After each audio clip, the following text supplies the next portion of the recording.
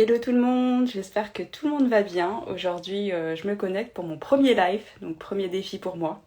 Je suis un peu en stress, mais voilà, faut bien se lancer et je peux pas vous dire d'oser, d'aller au-delà de vos peurs et puis ne pas incarner ça. Donc voilà, aujourd'hui, je me lance, je me jette à l'eau et pour ça, je suis pas toute seule. J'ai Laure qui va me rejoindre, que je vais rajouter à la conversation et on va parler avec elle d'entrepreneuriat au féminin.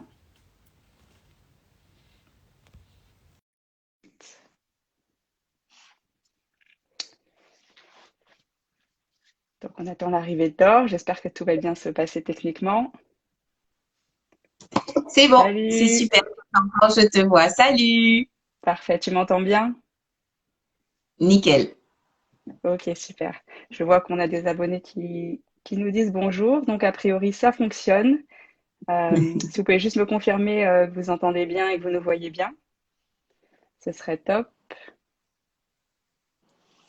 Ok, je vois des coucous, parfait. Ben, écoute, merci Laure de faire ce petit challenge hein, que je me lance avec moi, parce que c'est mon premier live Instagram. Donc on va vivre ça toutes les deux. Ben, c'est mon premier aussi. Donc, c'est Super. la première fois que je fais un live avec Instagram. Alors, avant de démarrer vraiment l'interview, je vais juste revenir sur le concept en fait de cette petite émission que j'ai intitulée Et si on impactait?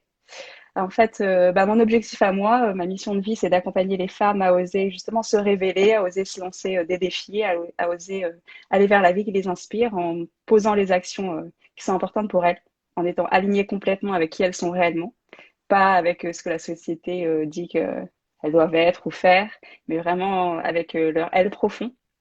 Et du coup, j'accompagne des femmes dans ce sens. Et j'ai eu l'idée de créer une émission, donc un rendez-vous en fait, où j'avais envie d'interviewer des femmes principalement, qui sont en train de lancer leur entreprise, qui ont lancé leur entreprise, ou pas forcément que sur l'entrepreneuriat, mais des femmes en tout cas qui ont osé et qui à un moment donné ont posé des actions pour impacter, justement, d'où le nom. Mon objectif, c'est vraiment que à mon niveau, à mon échelle, je puisse impacter des femmes et qui elles-mêmes puissent à leur tour impacter d'autres femmes pour que ça rayonne vraiment de manière en faisant effet boule de neige en fait. Donc voilà, ce concept-là, c'est pour ça, c'est pour pouvoir diffuser de l'inspiration, montrer aux femmes que c'est possible parce qu'on n'en parle pas assez souvent. Et Oui. du coup, dans ce cadre-là, j'ai trouvé ma première interlocutrice et je suis ravie de t'accueillir sur cette première émission du coup de Et si on impactait. Grosse responsabilité. Je suis sûre que ça va bien se passer. Alors, je vais tester du coup de te présenter. Donc, tu pourras après corriger, ajouter des choses ou autre. Préparer une petite présentation. Alors, il faut savoir, un petit aparté, qu'en fait, rien n'est préparé. Hein. Tu sais pas les questions que je vais te poser. C'est complètement, j'allais dire, freestyle. J'ai quelques questions en tête et puis on verra comment ça se passe. Alors, D'accord. OK. t'es prête pour la présentation? Je suis prête. Alors, donc Laure, c'est une preneuse. Tu as créé plusieurs sites internet, des Oui. sites dits de niche, comme Mon Super Anniversaire, comme Durable Écolo Bio, entre autres. Oui. Et tu as aussi créé une marque donc qui est représentée aujourd'hui par Laure M, où tu accompagnes des femmes du coup qui veulent se lancer dans l'entrepreneuriat et qui veulent créer leur site internet. Des femmes qui maîtrisent pas forcément la technique, que tu accompagnes à créer leur site avec WordPress, avec Divi plus précisément si je ne Oui. m'abuse, pour développer leur site internet.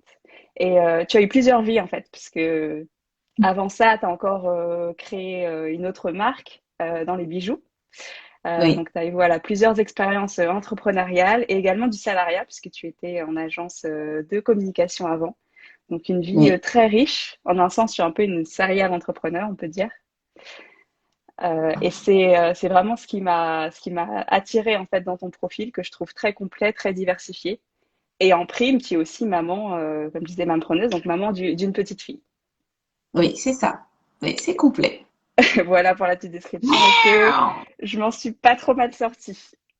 Non, et c'est tout. Tu as tout dit, effectivement. Je me sens un petit peu chat. J'ai l'impression d'avoir cette vie. Euh, Ok, qui peut correspondre au profil, ouais. ça marche, super. Alors ma première question pour toi, c'est comment, est-ce que tu peux nous dire un peu comment justement tu es arrivée dans l'entrepreneuriat? Euh, oui, ok. Alors, je suis arrivée dans l'entrepreneuriat en fait parce que j'ai pas eu le choix. Mhm. Parce que je me suis toujours dit je veux pas, je suis pas une entrepreneuse, c'est pas fait pour moi, je vais pas y arriver. Je suis faite pour être une numéro 2. J'aide, j'accompagne, mais et voilà, non, je me vois pas être, je me vois pas être entrepreneuse. Et puis c'est passé un truc qui a fait que je me voyais pas rester dans l'agence de communication où j'étais. Où je me suis dit, bah écoute, il va falloir partir. Mhm. Et du coup, j'avais à ce moment-là, j'avais le projet, j'avais l'envie de créer. Enfin, j'adorais à l'époque, j'adorais créer des bijoux. Et je me suis dit, ben, ça peut être quelque chose, créer une marque de bijoux, puisque ça a l'air de plaire, puisque ça a l'air de fonctionner. Ça peut être une opportunité. On ne vit qu'une fois, YOLO, allons-y. Et voilà. D'accord, il y avait un peu un ras-le-bol finalement de ce qui se passait dans ta société. Ouais. En fait, un truc tout con. J'ai demandé une augmentation que je méritais et elle ne m'a pas accordé. Elle ne m'a pas été accordée. Donc ça m'a vraiment, comment dirais-je, il y a eu une espèce de lien de confiance Mm. qui a été brisé en fait. Et, euh, et donc je me voyais plus continuer. En fait, je me voyais plus continuer comme ça. D'accord. Tu t'es senti peut-être un peu trahi. Voilà, je demande une augmentation, je la mérite finalement, et puis tu t'es pris une Non, claque. ouais, mais c'est pas de la trahison, c'est vraiment de la confiance La en fait. confiance. C'est un peu bon. Alors c'est vrai que j'étais jeune et naïve. C'était Mhm. allez, vas-y, donne tout ce que t'as et puis quand les résultats seront là, et ben forcément tu vas en profiter, tu vas récolter ce que tu as semé. Donc effectivement, pendant 4 5 ans, j'ai donné tout ce que j'avais. Et puis au moment où j'ai dit, ben écoute, j'aimerais bien récolter maintenant, on m'a dit, ben en fait, non, Non. non. Et non, en fait, non, D'accord. il y a pas de raison. Et c'est là, j'ai commencé à avoir ce raisonnement qui disait, ben tant qu'à faire, si je dois donner tout ce que j'ai, autant que je me le donne à moi-même. Et que du coup, je sois la première à récolter, en fait. Voilà. S'il y a quelque chose à récolter Oui. ou quand il y a quelque chose à récolter, que ce soit moi qui le récolte. Voilà. Ok. Et du coup, tu es passé du salariat directement à l'entrepreneuriat à 100%, ou il y a eu une transition? Non, il n'y a pas eu de transition. Ça a été très très rapide en fait. De mémoire, j'ai dû quitter l'entreprise le 13 ou le 14 février, quelque chose comme ça. Et le 1er mars, j'étais auto-entrepreneur. J'étais Waouh. immatriculée et je me rappelle que j'étais le 13e dossier d'auto-entrepreneur en Guadeloupe au moment où je me Oh, suis lancée. C'était pendant la grève du LKP. super. 13, c'est un chiffre intéressant. Oui, oui, on va voir. J'ai aussi fait quelque chose le 13 août, vendredi 13 août cette année, Ah, donc on va voir si ça me suit ou pas. ça te portera chance. Je l'espère en tout cas. Et quelles sont les étapes en fait que tu as mises en place quand tu t'es lancé en tant qu'entrepreneur du coup? C'est quoi les premiers pas que tu as fait? En fait, rétrospectivement, parce que ça date, Mhm. euh, j'avais déjà commencé à réfléchir au concept de ma marque en août. Donc en août de l'année d'avant, j'avais commencé à regarder comment ça se passait, ce qu'il fallait faire. Mais vraiment, j'étais pas dans l'idée en fait de quitter l'entreprise. Je me disais ouais, ça peut être un petit side hustle. Tu vas lancer ça à côté, tu vas voir Mm. comment ça prend. Le truc bien sécurisé, bien pépère et tout.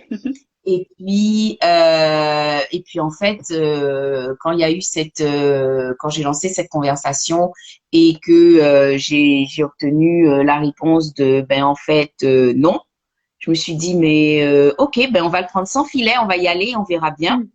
Mm. Donc je me suis pas, en fait, je me suis pas lancée dans l'inconnu parce que c'était un projet que j'avais déjà en tête, voilà, qui me travaillait un petit peu. Donc j'ai juste vraiment, je suis vraiment passée de la première à la cinquième. Et puis voilà, c'est vraiment ça. Mais oui, c'était bon, mon style, ça faisait déjà plus de 10 ans que je créais des bijoux, donc je savais dans quelle direction je Mhm. voulais aller. J'avais déjà des modèles en tête, j'avais toutes sortes, j'avais des choses. C'était surtout en fait quand je me suis décidée, ça a été toute la partie administrative. Ok. Quel statut je choisis, qu'est-ce qu'il faut faire. Là, en l'occurrence, ben il a fallu que je m'inscrive à la Chambre des métiers parce que j'étais Mhm. artisan, c'était des bijoux faits main, etc. Donc ça a été plus la concrétisation, mais toute la partie, on va dire, intellectuelle, elle était faite. Ok. Et tu t'es senti comment dans les premières étapes du coup de création quand tu dis tu as dû choisir ton statut, tout ça? Ça t'a paru compliqué, simple? Tu t'es fait accompagner? Comment ça s'est passé tout ça? Alors, je me suis pas fait accompagner parce que j'avais fait une école de commerce et que je me disais ben il y a pas de raison. Mhm. Si tu fais une école de commerce et qu'en plus tu as besoin de te faire accompagner, ben laisse tomber. Euh, donc, non, mais c'était vraiment ça le raisonnement. Et puis, ben, j'avais fait beaucoup de recherches en fait pendant toute la période qui a suivi donc l'annonce de ma décision de partir et le départ effectif, donc une rupture conventionnelle. Mhm. Plus d'un mois et demi, j'ai eu plus d'un mois et demi. J'ai fait ce à quoi je suis super bonne, c'est-à-dire chercher des infos, compiler, comment ça se passe quand on part. Donc, en rupture conventionnelle, tu as le droit, par exemple, de percevoir les indemnités de Pôle emploi. Tu as le droit de t'inscrire à Pôle emploi en tant que demandeur d'emploi, etc. Donc, j'ai fait toutes ces démarches-là.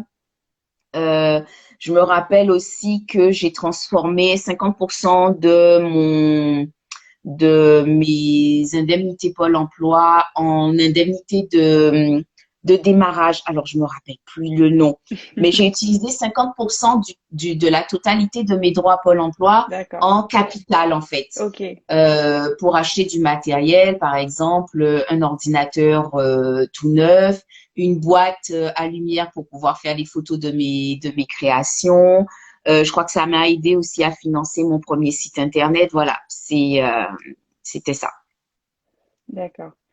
Et est-ce que du coup, enfin, comment a réagi ton entourage en fait quand tu as dit je lâche complètement le salariat et bah, je me lance en fait? Il y a eu une partie de mais tu es complètement folle. Il y a eu essentiellement là, c'est mes parents vraiment très sécuritaires. Non, mais c'est pas grave, tu redemanderas une autre fois, parce que là quand même tu es en CDI, tu as un Mm. travail, c'est difficile de trouver un travail. Donc il y a eu ça. Et puis en fait, je leur ai dit ben je peux plus en fait. Il y a eu Mm. un truc qui s'est cassé et, euh, et me connaissant, si je continue quand même, en fait, je vais être malade. D'accord. Je vais tomber malade, ça va me rendre malade et c'est pas quelque chose que j'ai envie qui m'arrive. Donc non, en fait, c'est et puis quelque part, fuck that, parce que j'ai que 30 ans, parce que j'ai pas d'enfant, parce que voilà. Donc et en même temps, j'avais super envie de lancer ma marque et de voir, en fait, je me disais, voilà, si tu le fais pas maintenant à 30 ans où t'as pas d'enfant, où t'as, entre guillemets, pas d'attache, c'est pas à 60 ans que tu vas te dire, ah Ouais. ouais, et si j'avais fait? Parce que moi, j'ai super peur du et si j'avais. Mm. Et qu'est-ce qui se serait passé si, mon Dieu, le meilleur moyen de savoir, c'est de le faire. Comme ça, tu Tout à sais. fait. Donc, à l'époque, c'était déjà ça. C'était vaut mieux se dire ah merde, c'est nul, ça n'a pas marché, qu'est-ce que je fais maintenant, plutôt que de se dire ouais, mais et si, se réveiller tous les matins avec le et si. Donc voilà, je me suis lancée et puis j'ai dit vous êtes avec moi ou vous vous taisez. À la limite, je ne dis pas que vous êtes contre moi, mais vous me laissez tranquille. Mm. J'aime beaucoup ce que tu dis parce qu'effectivement, quand on se lance, quand on ose faire des choses un peu différentes, parfois on a le regard des autres et les craintes des autres aussi qui nous disent non, mais tu devrais pas. En fait, ils projettent toutes leurs craintes sur nous. Là, tes parents, notamment, tu disais, te parlaient de rester fièrement en CDI, que tu pouvais redemander une augmentation plus tard, que c'était pas grave et tout ça, alors que toi, tu voulais plus ça et tu as su, du coup, bah, dire non par rapport à ma santé. Moi, j'ai besoin de passer à autre chose, j'ai besoin de tenter autre chose pour pas regretter après. Et tu l'as très bien fait, donc bah, bravo pour ça. Merci. Et comment justement tu as su réagir, comment tu as géré avec tes parents en disant bah moi c'est ma volonté et peu importe vos conseils finalement. Comment j'ai géré ça? Je crois que j'ai juste coupé court en fait. C'est Mm. vraiment ça. C'était en fait, c'est soit je pars maintenant parce qu'effectivement il y avait aussi, je pense, une question de valeur. Il y avait une question de Oui, valeur. Il y avait voilà, je suis en fait je suis consciente de ma valeur. Pour une fois, j'ai demandé quelque chose et ça m'est refusé. Donc, il y a plus retour en arrière possible. Et en fait, c'est vrai que sur le coup, j'étais un petit peu déçue par rapport à mes parents parce que je me disais, mais vous vous rendez pas compte, en fait. Je demande pas la lune. mm. Je rappelle quelque chose qui m'a été promis parce que c'était ça. Moi, je Mm. l'ai vécu comme ça. Déjà, je suis un petit peu embêtée d'avoir à te rappeler que tu m'avais promis quelque chose. Donc voilà, je te le rappelle gentiment, chiffre à l'appui. En plus, tu me le refuses avec avec des contre-arguments complètement, comment dirais-je, pas recevable de mon point de vue, hein, je reste vraiment de mon point de vue, mais j'avais vraiment, voilà, j'avais fait un petit tableau. Depuis que je suis là, on attend de nouveaux clients. J'ai tant de clients qui sont dans mon portefeuille, que c'est moi qui les ai amenés. Je représente tant de pourcents du chiffre d'affaires. Vraiment, j'avais fait le truc complètement argumenté. J'avais fait, par exemple, par rapport à ma fonction, voilà, le salaire que j'ai normal que j'ai maintenant. Quelqu'un avec mon expérience devrait avoir tant. Donc, j'étais quand même 35% en dessous de ce que j'aurais dû Mm. percevoir. Donc, pour moi, c'était vraiment des arguments qui étaient factuels. Je suis vraiment restée factuelle et la réponse que j'ai eue en face, c'est tu es agressive. Je l'ai vraiment très mal pris. Parce que Mm. pour le coup, j'ai vraiment eu envie d'être agressive. Tu sais, c'est le truc où tu sens que tu es dans ton droit et on te répond, ah, tu dois avoir tes règles. Tu veux que je te montre Je que vois c'est tout à d'avoir fait. ses règles, frère? Je comprends tout à fait. Oui, ça a vraiment touché tes valeurs et là, tu t'es dit c'est plus Et possible. d'avoir mes parents qui me disaient, mais non, c'est pas grave. Comment ça, c'est pas grave? Vous êtes d'accord avec lui, en fait. Mm. C'était ça, vous êtes d'accord avec lui. Moi, je m'attendais à, non, tu as raison, écoute, c'est inadmissible, tu laisses tomber tout de suite, il faut que tu te battes. C'était ça, il faut que tu te Mm. battes pour tes droits. Et en face, j'avais, non, mais tu sais, c'est compliqué. Voilà, c'est donc en fait, pour le coup, là, je pense que ça a été la première fois de ma vie d'enfant de mes parents où j'ai Mm. dit, ben en fait, les gars, on va pas être d'accord, donc je vais vous donner la technique. Chut, voilà. Ouais. Si vous n'êtes pas capable de me dire oui, d'accord, ok, go for it, à ce moment-là, on parle de tout ce que vous voulez et puis je me débrouille. Je me suis cassé la figure, mais je vous le dis, ça c'est pas bien. Ah Mais bah, Mais à refaire aujourd'hui, je referais pareil. Alors justement, du coup, là, tu parlais de cette entreprise de création de bijoux que tu as créée. Quand tu dis ça s'est pas bien terminé, qu'est-ce qui s'est passé? Est-ce que tu peux nous en dire plus? Ben j'ai fait des erreurs. Je me suis trompée. Mhm. Voilà. Toute la partie de développement de bijoux d'outils en Guadeloupe, ça a été parce que j'avais un portefeuille, parce que j'avais des contacts, parce que j'avais des relations, parce Mhm. que j'avais un réseau. Donc c'est vrai que j'ai voulu aller un peu vite. Donc, j'ai fait de très gros investissements parce que j'aime bien que tout soit bien fait, bien carré et tout. Donc, on va dire que j'ai un peu considéré ça comme étant une course. Je voulais aller vite en me disant si tu vas vite, donc tu iras loin. Mais je pensais que c'était un 60 voire un 100 mètres à tout casser. Ah, Et c'est en fait, non. Non, c'est plutôt un marathon. Donc, je suis partie pour courir 100 mètres et en fait, il y avait 52 kilomètres à faire. Donc, mm. voilà. Et donc, j'ai déménagé. Je me suis dit, ben écoute, maintenant que tu quittes la Guadeloupe, tu vas en France, plus de clients, 60 millions de personnes, imagine. Plus de Opportunité. clients, donc plus d'opportunités, Mm. plus de trucs. Donc, je me suis endettée pour pouvoir faire des investissements qui, je pensais, étaient vraiment nécessaires à me crédibiliser. Donc, j'ai participé à un salon, etc. Et en fait, j'ai pas prévu que les gens ne font pas confiance aux petits nouveaux, même Mm. sur les salons professionnels. J'ai fait un super salon, ça s'est très bien passé et 90% des personnes qui sont venues à mon stand m'ont dit, c'est super, si vous êtes toujours là dans 2 ans, on va acheter chez vous. Et j'étais là, mais vous ne vous rendez pas compte, en fait, à ce rythme-là, dans 2 ans, je ne serai pas là. Il faut acheter maintenant, les gars. Acheter maintenant. Je pourrais pas, en fait. J'ai plus rien derrière. Donc, j'ai été très, très, très triste. Mm. Et puis, j'ai eu toutes les quenouilles possibles et imaginables. J'ai deux personnes qui m'ont passé commande, donc deux professionnels, de bijoutiers qui m'ont fait confiance et Mhm. qui ont acheté ma première collection.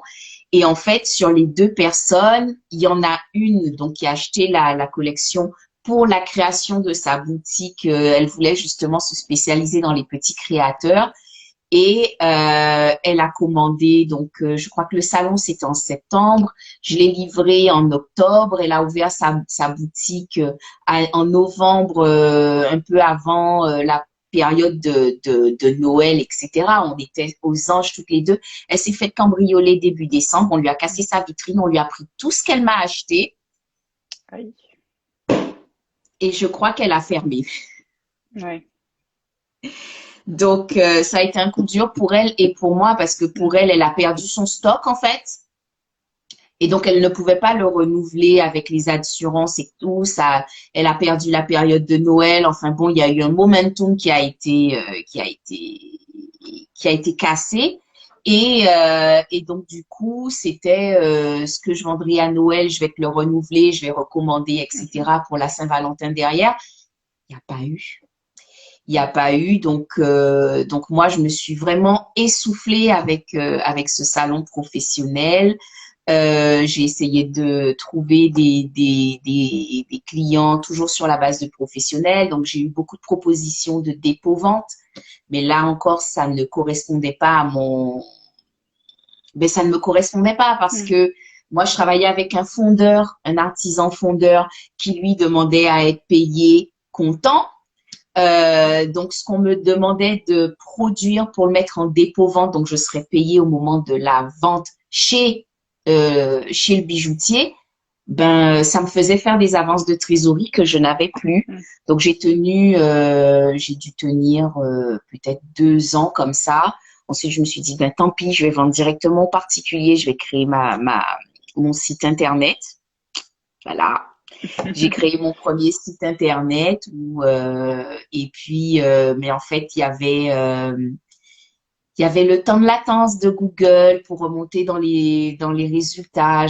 On était sur du concurrentiel, c'était des bijoux en argent. Donc, la requête bijoux en argent femme, elles étaient hyper concurrentielles. J'ai jamais réussi à sortir mon épingle du lot. Et puis au bout d'un moment, je me suis dit, bon, ben, burn-out, dépression, voilà, stress, j'ai laissé tomber. D'accord. Et du coup, par rapport à cette première expérience que tu as eue, qu'est-ce que tu en retires? Tu dis, enfin, aujourd'hui, tu referais peut-être différemment si tu devais repasser par là. Qu'est-ce que tu retiens pour justement tes expériences d'après? Ne plus jamais créer de business avec de la production.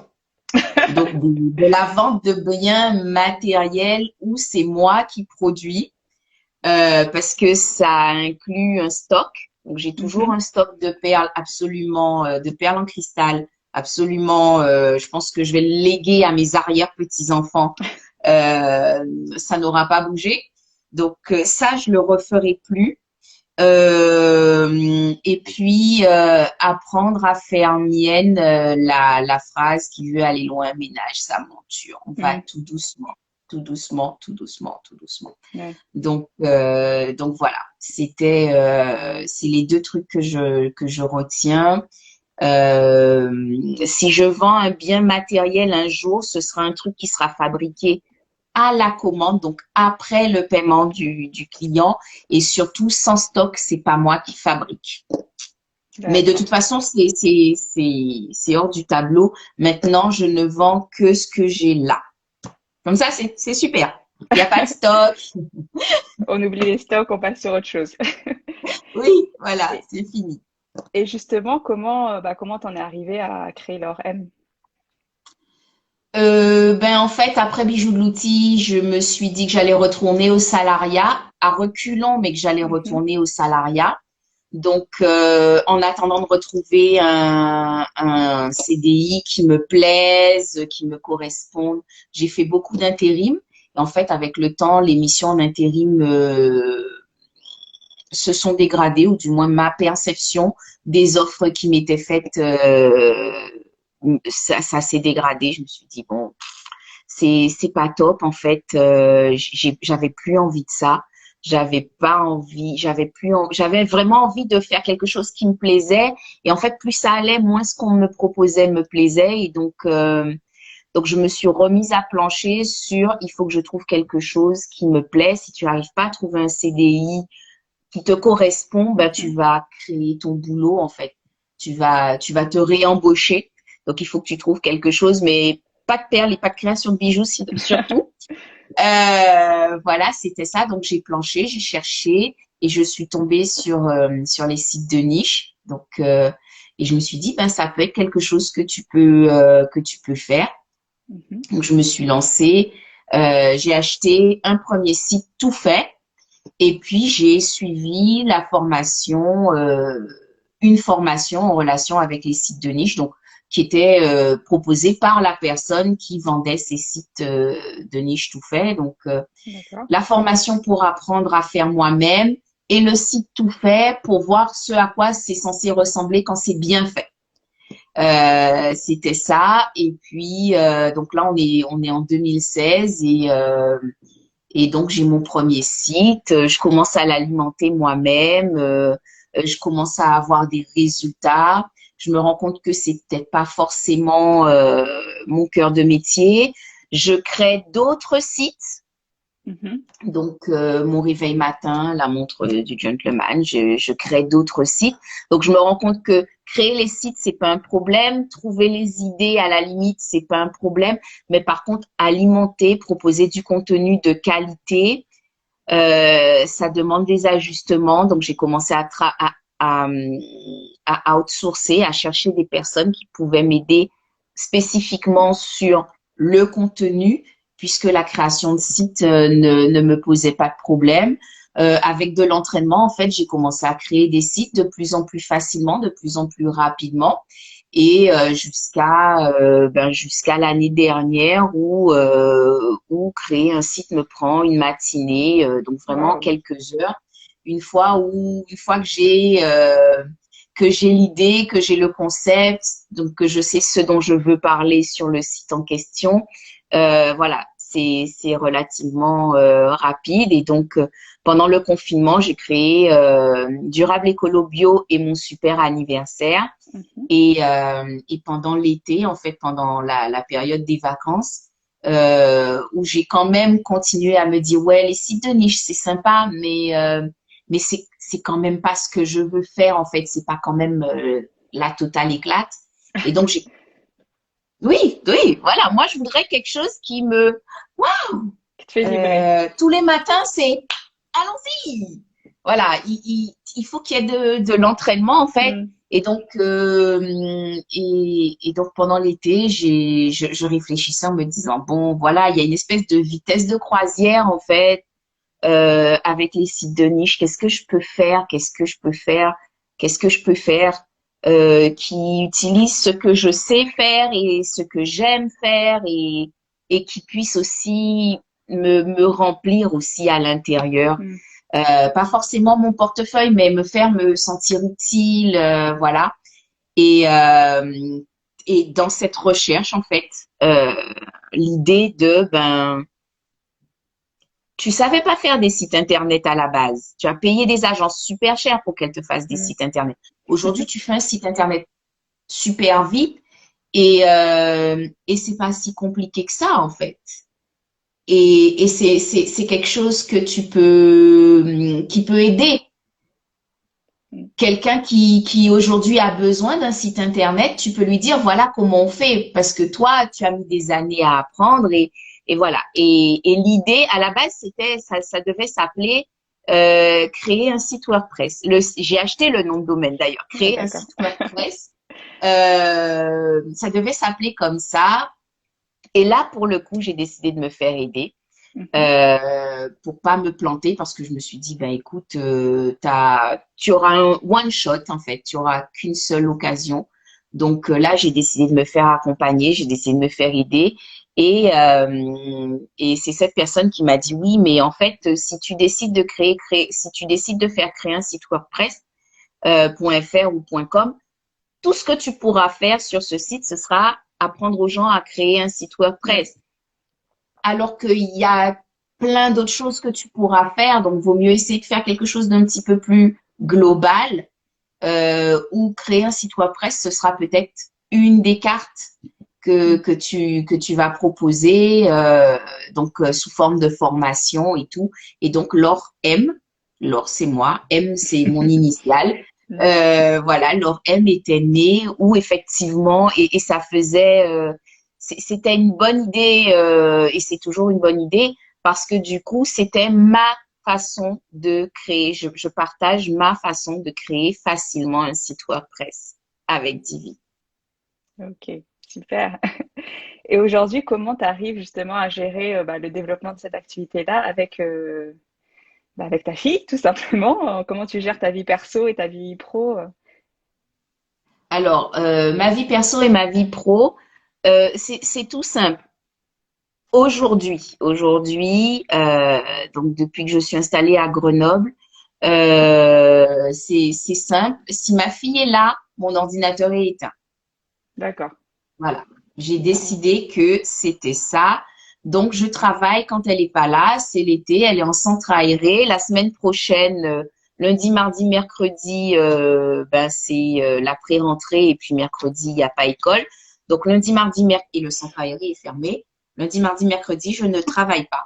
Voilà. Et donc, je planche sur mon projet. Enfin, non, c'est plus un projet là. Donc, je planche sur le développement de leur M quand Mahalia n'est pas là. Voilà. Et ça a toujours été quelque chose que j'arrivais à faire, sauf pendant Bijoux de l'outil, ouais. Bijoux de l'outil, non. C'était, tout était mélangé. Je faisais mes photos à 1h30 du matin. Mais c'est vrai qu'il y avait l'excitation et puis que j'adorais ce Mm. que je faisais et puis que j'avais pas d'enfant. Donc là, maintenant, effectivement, j'ai besoin de mes 8 heures de sommeil.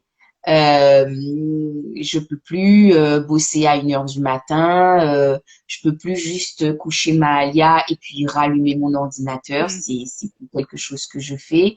Donc vraiment, c'est ça. Ma ligne de conduite, c'est tant qu'elle est pas là, je suis 100% sur mon business. Et quand elle est là, je suis 100% sur elle. Ouais, 100% sur elle. D'accord. Donc, tu organises ton emploi du temps de façon à avoir des temps dédiés avec elle et puis des temps pour ton travail, mais tu mélanges jamais les deux.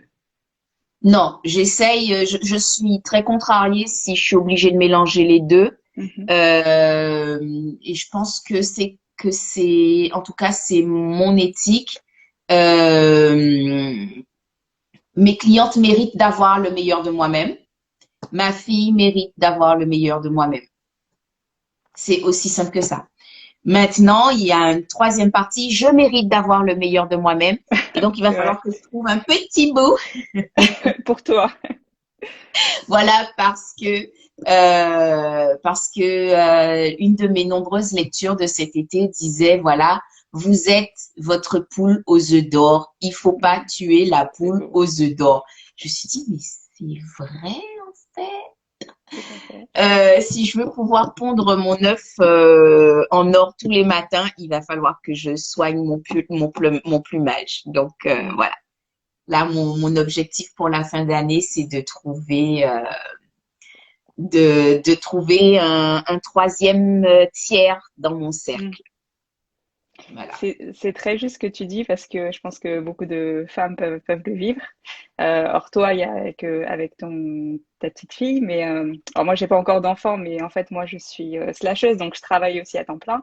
Donc gérer mon travail classique, mon activité, etc., ma vie perso, c'est vrai que des fois on a tendance à être très impliqué, à jamais s'arrêter, à s'oublier en fait en chemin. Et c'est vrai que c'est très Oui, important de garder des temps pour soi, des temps de repos. Ça permet de faire redescendre la pression et même aussi d'avoir des bonnes idées. Des fois, on a l'impression de perdre du temps et au final, non, non, c'est du temps non, non. bénéfique. On est notre matière première en un sens dans des métiers comme On ça de est notre service. poule aux œufs d'or. La poule aux œufs C'est ça, d'or, c'est nous. Donc, tout à fait. c'est, c'est un truc dont je me suis rendu compte, en fait, quand tu as le temps de rien, quand tu es, par exemple, pendant le confinement où Mhm, j'étais vraiment dans la gestion des urgences sur mon activité de site de niche, quand tu as le temps de rien d'autre, en fait, quand tu pas de temps vide, quand tu pas le temps de penser à rien, en fait, tu n'as pas l'inspiration. Je pense que l'inspiration a besoin de ces temps de vide mm, pour éclore. Si tu as 120% de ta capacité de CPU cérébrale qui est occupée à gérer les urgences, il faut que je bosse sur mes sites, mais en même temps, j'ai ma Alia qui vient et qui me dit que ou qu'elle a faim, ou qu'elle est fatiguée, ou qu'elle est malade, etc. En fait, tu passes en mode robot, tu abats les tâches, en fait, tu as plus de plaisir, tu t'épuises, et puis surtout, il n'y a plus la place pour les nouvelles idées, il n'y a plus la place pour l'optimisation aussi. C'est des choses qui sont importantes. Il n'y a plus de la place pour pouvoir réfléchir à la systématisation de tes mhm. process, parce que c'est ce qui te permet d'être plus efficace, d'aller plus vite, etc. C'est vraiment des choses que le Covid m'a permis d'appréhender. Et c'est pour ça que maintenant, où je pense que le pire est derrière nous, je me dis, J'espère. voilà, Oui, j'espère vraiment. Donc, je me dis, voilà, maintenant, je peux dire effectivement, si Mahalia est pas là, je me consacre à mes clientes. Si Mahalia est là, je me consacre à elle.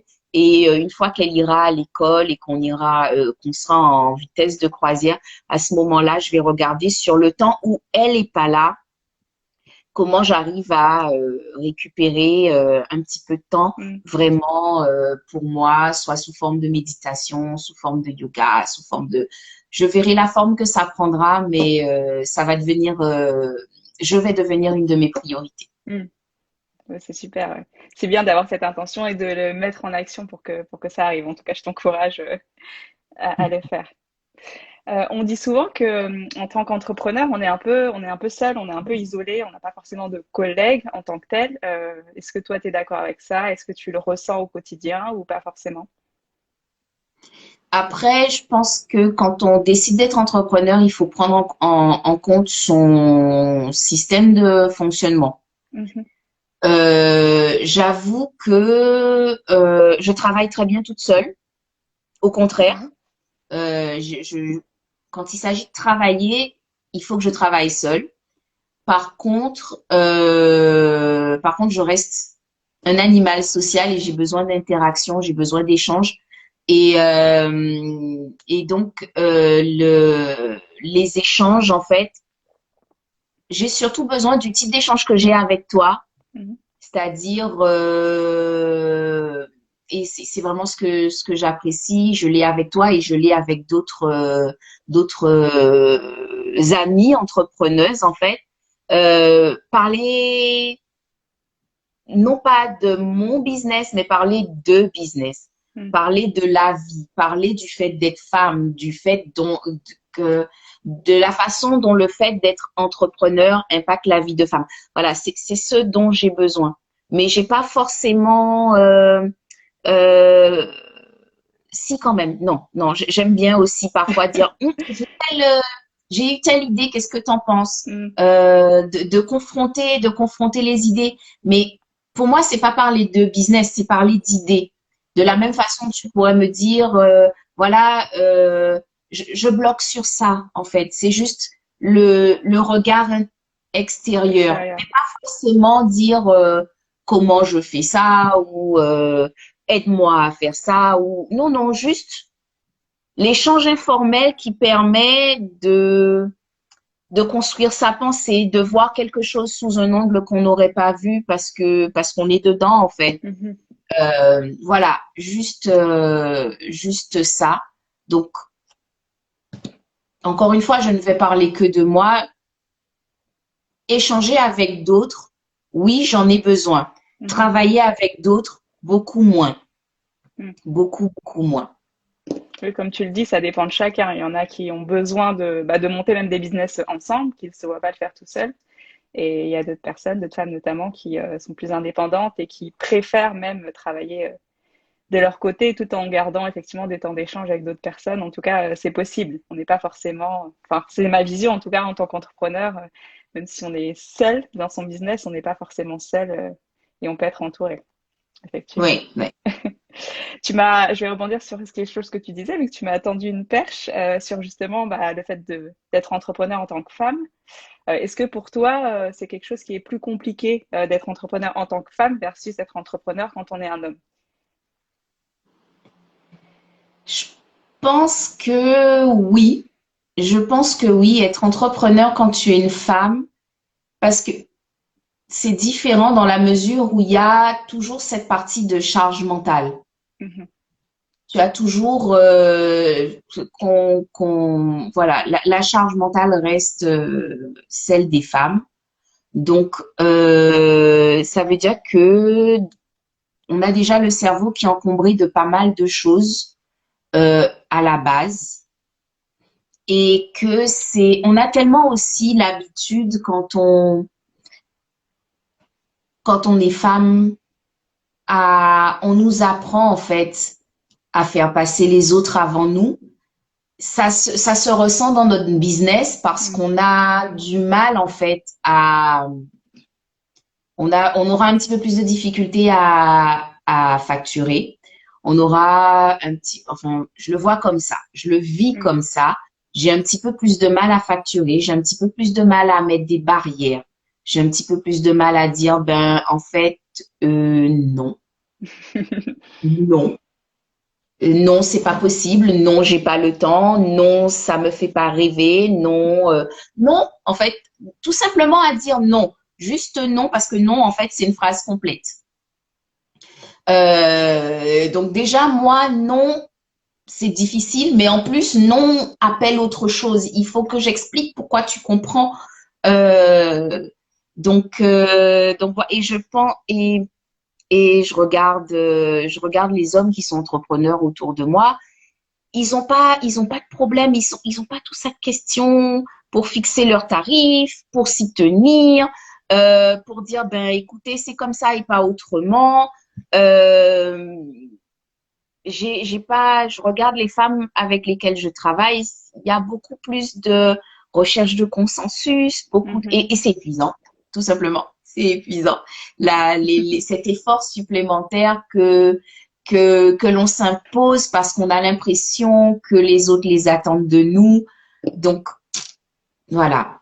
Oui, il y a toute une part, en fait. Il y a toute une part de travail à faire quand on est entrepreneur. Encore une fois, de mon point de vue, parce qu'il y a des femmes qui, dans leur caractère, en fait, sont comme ça. Et elles arrivent à trancher et à avancer. Et c'est formidable et je les envie. J'aimerais un jour arriver à dire tranquillement non, non. Voilà. Et même pas non, je suis désolée, juste Non, non, sans non. justification. Oui, je comprends ce que tu dis. Je partage Euh, assez.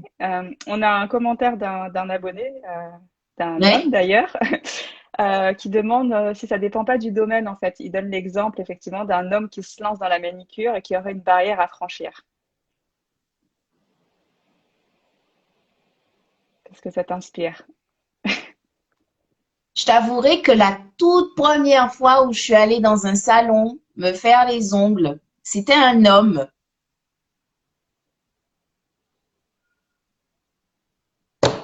Voilà. C'est So tout what? ce que ça m'a fait. Ah, c'est un Tu homme. sais quoi? Tout au fond de moi, je me suis dit, waouh, Mm. le mec, elle le fait. Et puis c'est tout. Je me suis pas dit, oh non, quelle idée et tout. Écoute, go for it. C'est pas, C'est pas, à mon sens, non. Le secteur d'activité, puisque justement, c'est un retour que j'ai assez souvent. On me dit, ouais, c'est bien que tu te lances là-dedans parce que c'est un domaine d'hommes.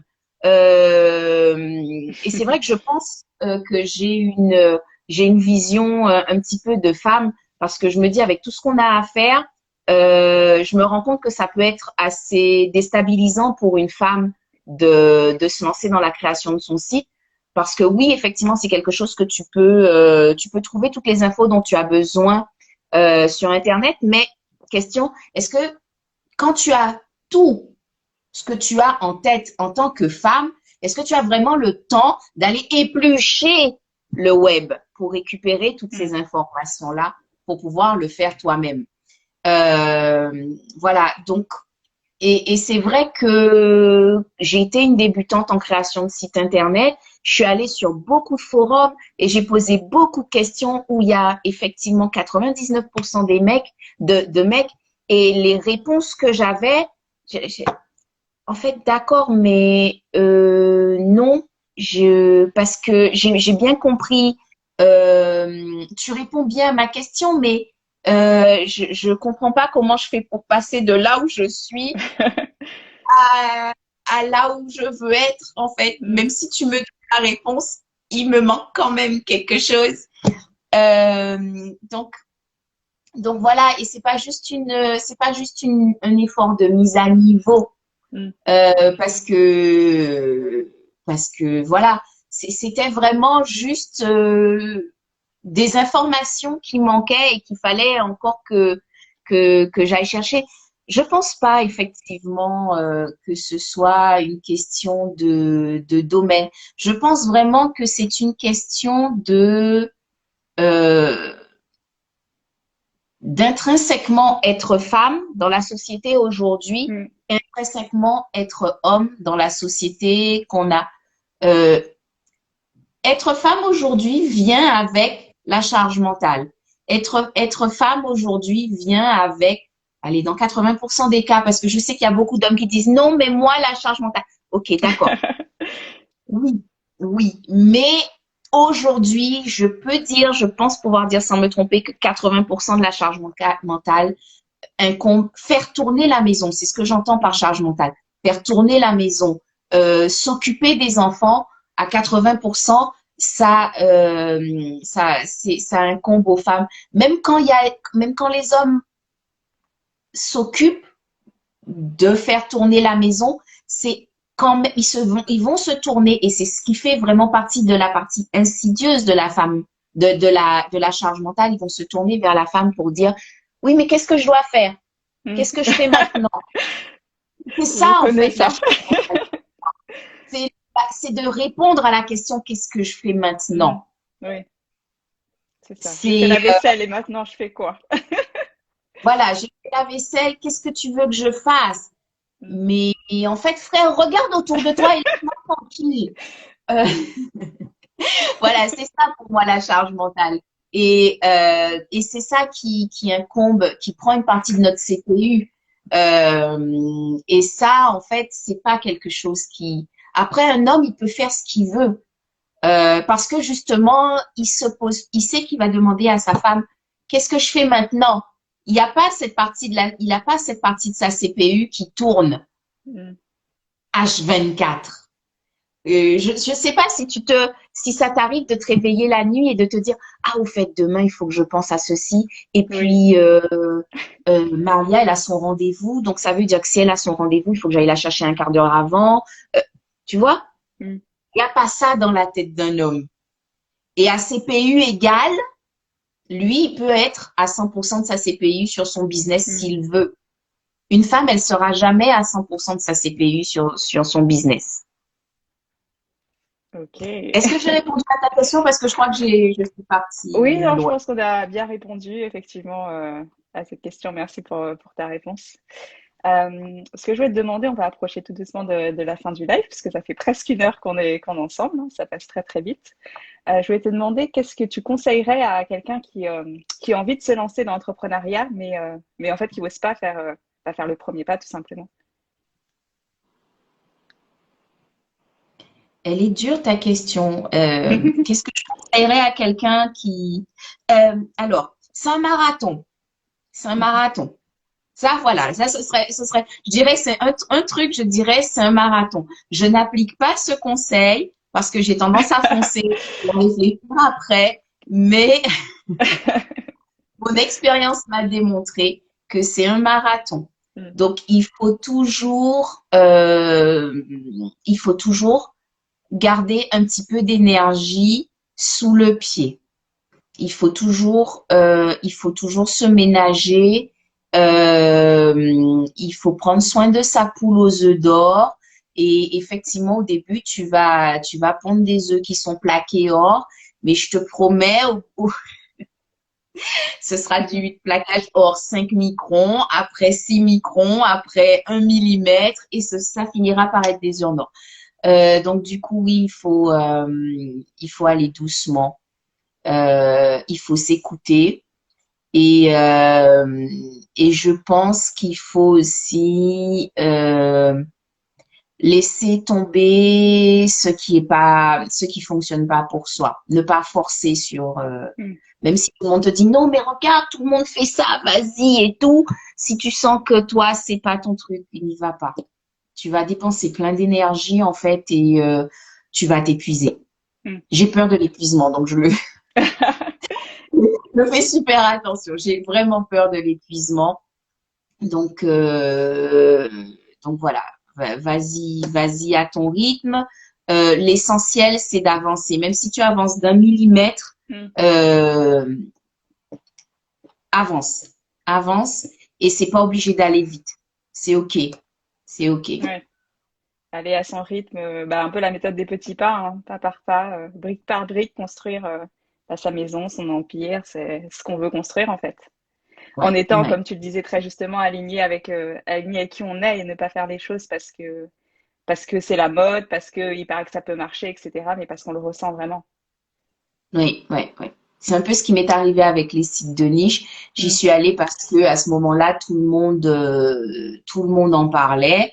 Euh, et j'y suis allée parce que ça cochait en fait les cases sur mon cahier des charges. Le truc, c'est qu'au bout d'un moment, donc moi, au bout de 3 ans, j'ai commencé à me dire, ouais, mais en fait, bof, quoi, bof. Et, et quand on rentre dans le bof, c'est compliqué de continuer à avoir la motivation et de créer l'énergie pour avancer. Donc, c'est pour ça que j'étais vraiment dans ouais, mais qu'est-ce que je peux faire d'autre? Qu'est-ce que je peux faire d'autre? Et là, je suis super contente. J'ai vendu tous mes sites de niche. C'est fini. Bravo! J'ai libéré ma CPU et,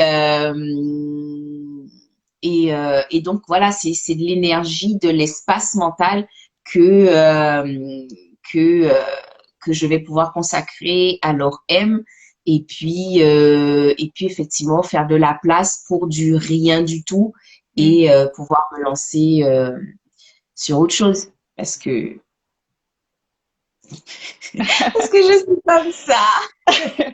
Alors justement, qu'est-ce que tu prévois avec l'OREM ou enfin de manière plus générale, c'est quoi tes projets à venir là? Est-ce que tu peux nous partager quelque chose? Alors leur M, vraiment développer leur M. Maintenant que j'ai plus à me préoccuper de mes sites de niche, voir comment je mets en place des process pour pouvoir vraiment systématiser cette activité-là. Mhm.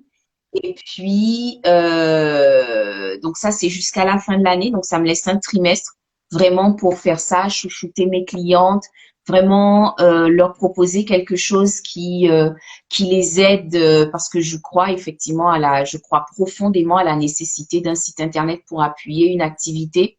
Donc, vraiment leur proposer une solution qui leur donne des bases solides, qui leur donne de la confiance pour qu'elles Mhm. puissent avancer. Donc ça, c'est sur le trimestre, donc jusqu'à la fin de l'année. Et puis, début 2021, je vais courir après un rêve. Je vais Oh. attraper un vieux rêve parce que en fait, quand j'étais petite, je voulais être décoratrice. Mhm. Et donc, voilà, j'ai envie de trouver la réponse à et si j'étais décoratrice. C'est beau, ça me touche vraiment. On avait déjà parlé un petit peu lors d'un call de préparation et effectivement, bah, je t'encourage à Mais fond parce que il faut poursuivre ses rêves, c'est important. oui, donc j'ai posé la première petite brique Mhm. sur ce rêve-là. Je sens que je suis sur le bon chemin parce que je t'en parle et que j'ai la chair de poule.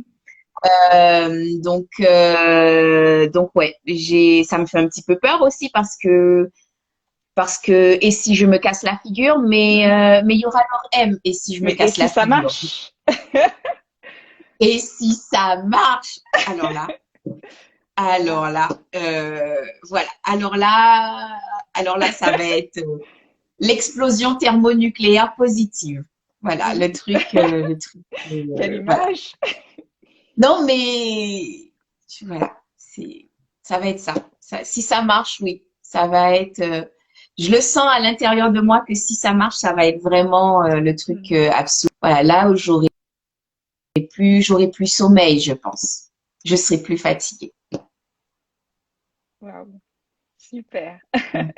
Et si on veut du coup te suivre, que ce soit pour Lorraine ou pour bah, peut-être tes prochaines aventures aussi, comment on peut te retrouver? Où est-ce qu'on peut te retrouver? Alors, si on veut me suivre, ben il y a Lorem sur Instagram. Mais j'avoue que j'aime pas Instagram.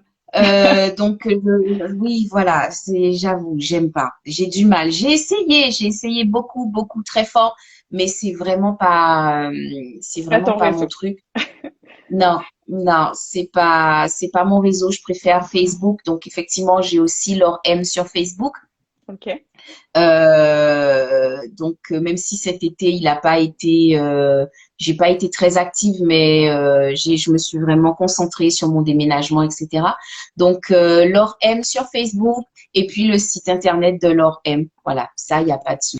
Euh, et puis les autres aventures, ben je pense que pour l'instant elles sont suffisamment éloignées dans le temps pour que je n'en parle pas plus que ça parce qu'effectivement, je ne serai pas certifiée décoratrice et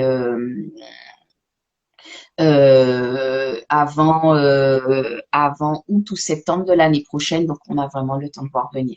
Pour l'instant, c'est l'or M. Et je pense que ce sera l'or M encore pendant un petit moment. Ça marche. Bah, écoute, Laure, je te remercie beaucoup pour cet échange, cette heure qu'on a passée ensemble. C'était hyper riche. J'ai pris beaucoup de Je te plaisir. remercie à toi. Merci. C'était bah, du coup mon premier live à deux et franchement, c'était un moment qui restera gravé comme mon premier moment où j'ai osé bah, faire cette interview et puis partager ce que j'avais envie de partager, véhiculer ce que j'avais envie de véhiculer. Ces belles valeurs aussi que tu as en fait. Enfin, j'en retrouve beaucoup. Beaucoup de mes valeurs se retrouvent chez toi, donc c'est pour ça que c'est très agréable d'échanger avec toi. Donc merci Je te pour ton temps. remercie. C'est un Et plaisir partagé et ça m'a vraiment fait plaisir.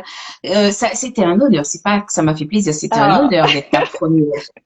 super, parfait. Bah écoute, est-ce que tu as un petit mot de la fin que tu veux dire avant qu'on se quitte? Une petite phrase choc. Ben, oh, alors la phrase choc, je l'aurai ce soir. Hein, où je veux dire, ah zut, j'aurais dû dire ça parce que j'ai l'esprit de l'escalier. Non, j'aurais pas de déclaration choc. Tout ce que je peux dire, c'est merci. Merci à toutes les personnes qui ont pris le temps de nous regarder aussi, parce que 1 heure, c'est quand même un petit peu long. J'espère vraiment que ça vous a apporté quelque chose. Même s'il y a une seule personne, je serais super contente. Voilà, parce Il y en a que ben, plus. ça s'appelle. Oui, je vois qu'il y en a au moins 4. Euh, voilà, parce que effectivement, c'est super de m'avoir donné l'occasion de faire un petit impact. Voilà. Donc, merci à toi, merci à vous de nous avoir écoutés. Et puis, allez-y. Voilà. C'est Foncez. tout ce que je peux dire. Allez-y. Ce sera ma phrase. Allez, Just do it. C'est pas de moi, c'est super. de Nike. Merci beaucoup, Laure. Je te souhaite du coup une excellente fin de Gros bisous. journée et à bientôt. Au revoir tout le monde. À bien et bon appétit ou pour ceux qui n'ont pas encore déjeuné.